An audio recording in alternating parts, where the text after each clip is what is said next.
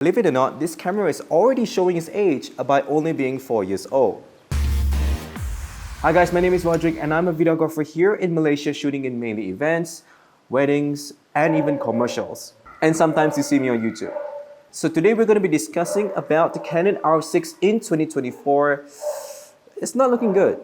This camera has many inhibitive features in video shooting, and I will only talk about the video aspect of the Canon R6 as photo would be its own separate video. So let's begin on my major gripe about this camera in video mode is overheating. Like many other reviews that you've actually seen online, I just want to add more flavor in this because I actually use the Canon R6 for majority of my events videos. And from time to time, I also use it to shoot YouTube. And into the matter which I'm most displeased about the Canon R6, and hence the whole purpose of this video, is I want to say the Canon R6 isn't exactly made for shooting commercial video. Now specifically, commercial is pretty bad for the Canon R6 for a few reasons. Commercial is actually more attentive towards detail, so you actually need to set up the camera on the tripod and you're going to have to do frame blocking, you're going to have to do rehearsals, you have to do multiple takes of the same thing, and you even have to do lighting changes. Now for the most part of this, idling this camera in live view mode but not hitting the record button does actually attribute to its overheating element. So again, when you're getting all your talents prepped up, when you're getting your crew all prepped up and you just want to hit the record button but you can't because the overheat sign is blinking. So what happens when it overheats is I pretty much need to get in like a hairdryer and pretty much blow like this back section of this camera so that it will cool down, and pretty much it works after that. And to top off, like if you are shooting outdoors, if you're out in the sun, you're out kicking ball with your dogs, it may overheat. It actually may overheat. Like I think that out of all the Canon cameras there is right now, I would almost rank R6 being one that really overheats majority of the time.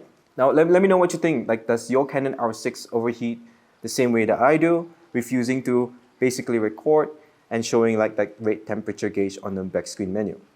Alright, now moving on to the second point of why I think the R6 just isn't cutting it for me.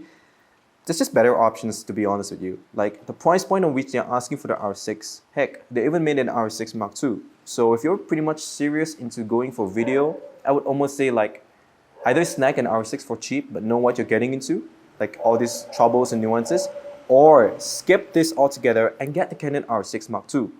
Pretty much at this price point, you can get the R6 Mark II, or you can get the R7, which is what I'm shooting right now. Heck, you might even go for an R8.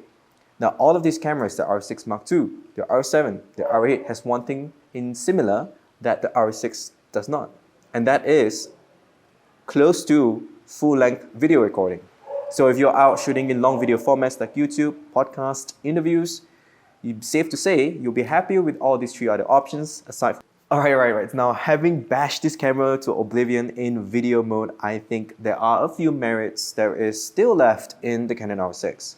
Mind you, when Canon created the R5 and the R6, they were very widely celebrated cameras because for the very first time, you get access to incredible 1080p and heck, might even say 4K. Like the very early renditions of Canon cameras has always been suffering in its dynamic range, in its sharpness, in its overall video quality as compared to a Sony camera.